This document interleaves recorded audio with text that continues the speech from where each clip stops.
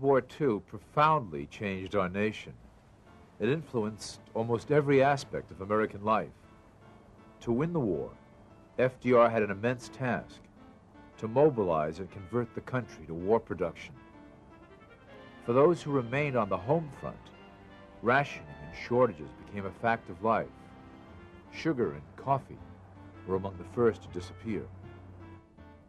On the food front, the farmers charged with feeding wartime America, and much of the world, rose admirably to the challenge, piling up new food production records.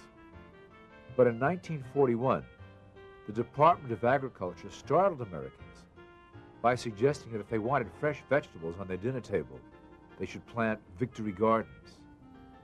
Tearing a page from Britain in World War I, Americans all across the nation grabbed their rakes and hoes and set into motion the greatest volunteer movement the country had ever seen.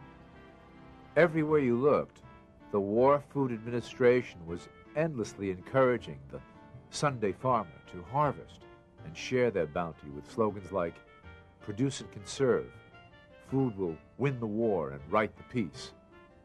But these were more than catchphrases. They were battle cries.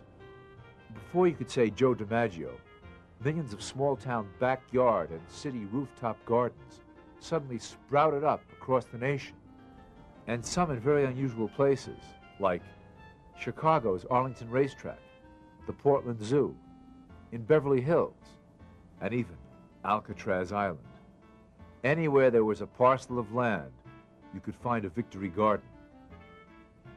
Some neighborhoods shared a vacant lot, taking turns working in the garden, harvesting tomatoes, cucumbers, beets, peas, lettuce, and forming food co-ops. Canning centers also emerged, much like the old quilting bees from an earlier era. By 1943, there were over 20 million victory gardens, totaling 4 million acres, producing a phenomenal 8 million tons of food and over half the vegetables consumed in America. These extraordinary efforts made every American feel like they were part of the war effort.